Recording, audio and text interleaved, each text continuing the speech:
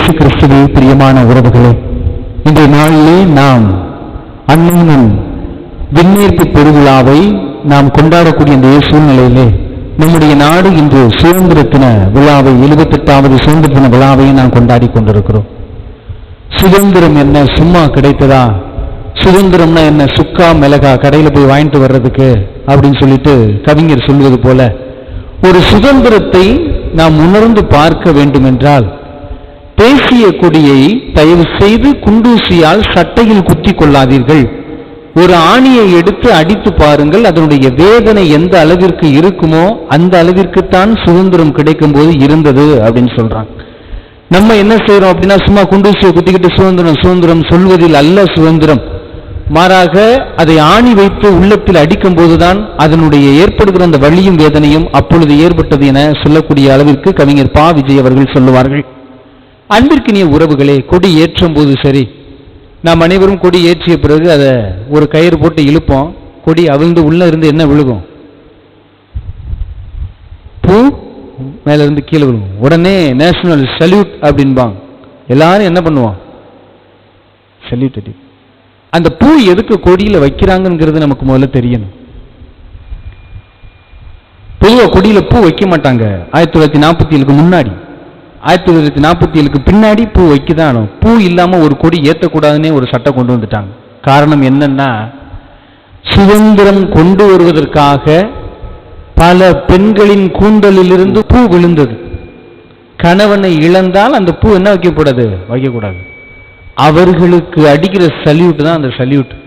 அந்த கொடியை இறக்கும் போது மேலிருந்து விழக்கூடிய அந்த பூ நமக்கு சுதந்திரம் கிடைப்பதற்காக தன் கணவனையும் பிள்ளைகளையும் இழந்து தவித்த அந்த உன்னதமான பெண்களுக்கு அடிக்கக்கூடிய உண்மையான சல்யூட்னு சொல்லுவாங்க, மரியாதைன்னு சொல்லுவாங்க. ஆனா நம்ம என்ன பண்ணுவோம்? பூவை கட்டு பூவை கொண்டு வந்து கொட்டு, ஒரு ஒண்ணுமே இருக்காது. சும்மா ஏனோ தானோ வென்று நாம் போயிட்டு வரக்கூடிய அந்த சூழ்நிலையை நாம் பார்க்கிறோம்.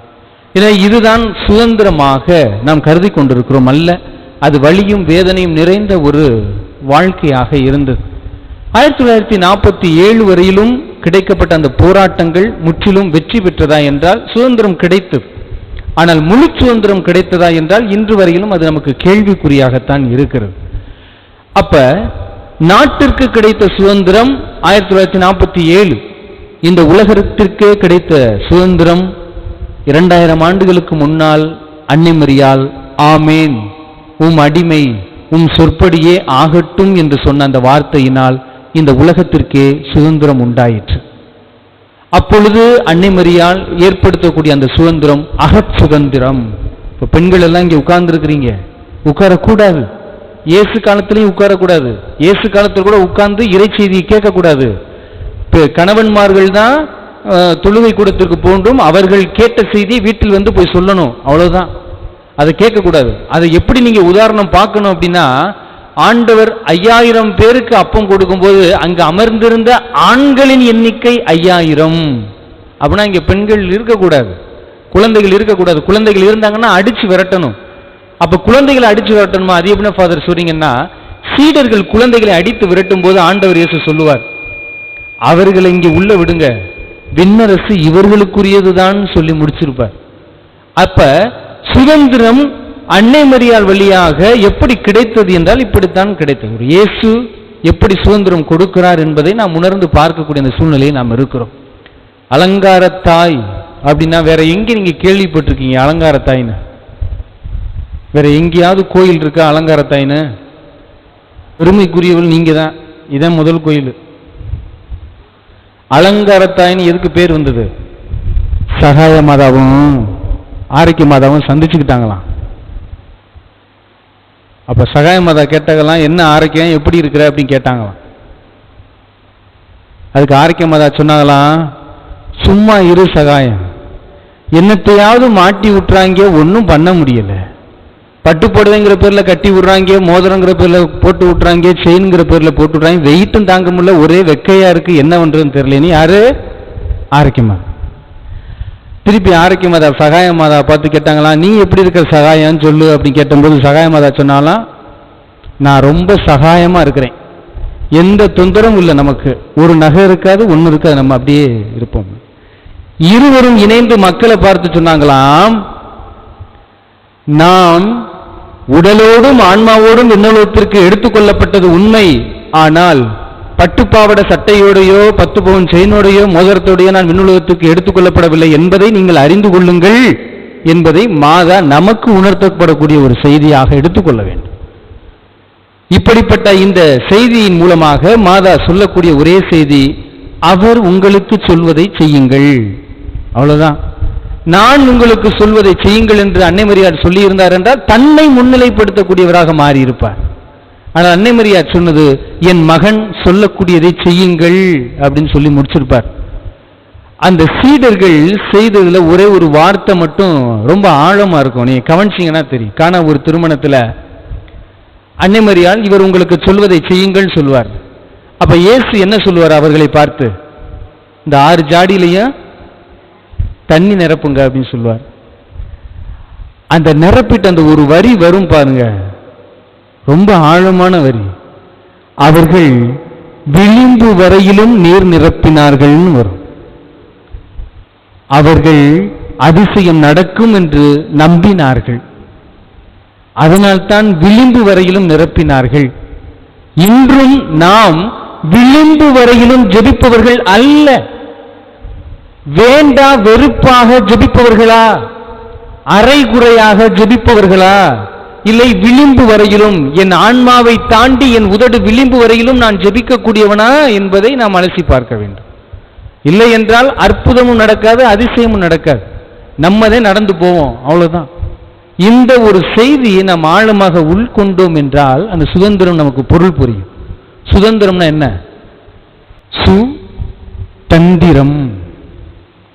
தந்திரமாக இருக்க நீங்க கற்றுக்கொள்ளவில்லை என்றால் சுதந்திரம் உங்களுக்கு வேதனை தரக்கூடிய தந்திரமாக மாறிவிடும். அந்த தந்திரத்தோடு நீங்கள் சுதந்திரத்தை பயன்படுத்தினீர்கள் என்றால் பிரச்சனையே இருக்காது. இல்லை அப்படின்னா பிரச்சனையா தரும். 2 வகையான மனிதர்கள் இருக்கிறாங்க. ஒன்று, நான் நினைத்ததையெல்லாம் செய்வதுதான் சுதந்திரம் என சொல்லப்படக்கூடிய மனிதர்கள் இருக்கிறார்கள். 2வது வகையினர் எது சரியோ அதை செய்ய வேண்டும் என்ற ஒரு சுதந்திரத்தோடு வாழக்கூடிய மனிதர்களாக இருக்கிறார்கள். நாம் நினைத்ததையெல்லாம் செய்பவர்களாக இருந்தால் நான் சந்தோஷமா இருக்க மாட்டோம், நம்மளை சார்ந்திருப்பவர்களும் சந்தோஷமா இருக்க மாட்டாங்க.